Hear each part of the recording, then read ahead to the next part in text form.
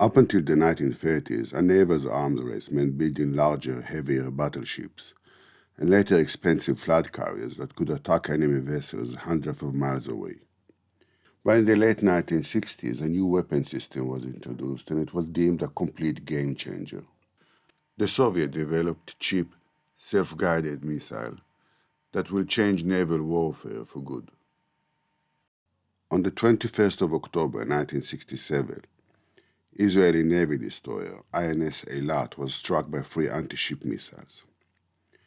A fourth missile hit the water after an abandoned ship order was issued.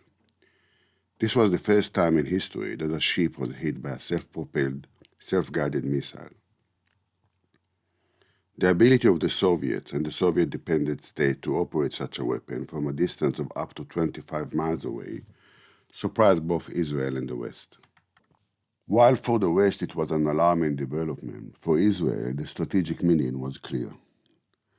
The long shoreline of Israel is totally exposed to naval blockade, bombardment, or even invasion from the sea. A solution had to be found, and quick. NATO had some information of a Soviet project to design anti-ship missiles, and that they were experimenting with a new missile, the P-15 Termite, or as NATO codenamed it, Styx. What NATO did not know was that the project was complete and the missile was operational.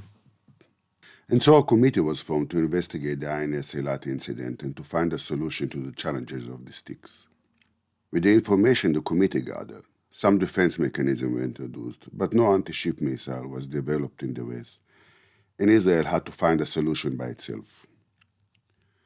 As a rule, the IDF opposed any notion of developing and producing weapons in Israel, and they had some good reasons. Development was costly with often overrun budgets. Israel armed forces only needed small quantities of each weapon, and Israel's economy is young with no production infrastructure, and they would have struggled to maintain low cost or quality assurance of the weapon system. Two exceptions were made to the no-new development rule. One, when no other country would sell to Israel a weapon it deemed necessary. In the late 60s, it led Israel to develop its tank, the Merkava. Second, when Israel found itself increasingly dependent on import of spare parts from foreign countries, and thus Israel's jet fighter, the Kfir, was conceived. And now, reluctantly, a third exception was made. The IDF was forced to develop a weapon which no one in the West had, let alone agree to sell or share with Israel. And so an urgent appeal was made to the different development agencies in Israel. A group of engineers from Israel's aerospace industry took upon themselves to develop a C-to-C missile. The guidance system of the new missile had a conical radar system, and an altimeter kept the missile a few meters above sea level to avoid detection and AA fire. As soon as April 1969, a first test trial was attempted. An old destroyer was placed as a target and it was hit by the new Gabriel missile. The range of the new Gabriel missile was only half that of the Styx with just 20 km, and there were deep concerns that the altimeter will fail on rough seas. Nevertheless, the stage was set for the first naval missile battle in history. Considering the short range of the Gabriel missile, a battle tactic had to be developed. Electronic jamming and long-range chaff rockets were developed in order to blind the Styx radar, while the Israel Navy missile boat will exploit the presumed 5 knots an hour speed advantage and close the distance to the enemy vessels. Israel Naval Force had its own intelligence branch, and by September 1973, after analyzing endless stream of irregular activity on the Syrian and Egyptian navies, reached the conclusion that a war is imminent within weeks, maybe even days.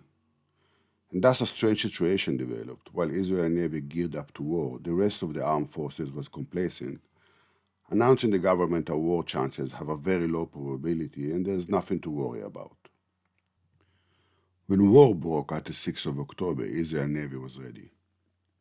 Syria and Egypt instantly declared naval blockade, which in international law means every ship, even neutral, will be a fair target, and Israel is for all intent and purpose under naval siege.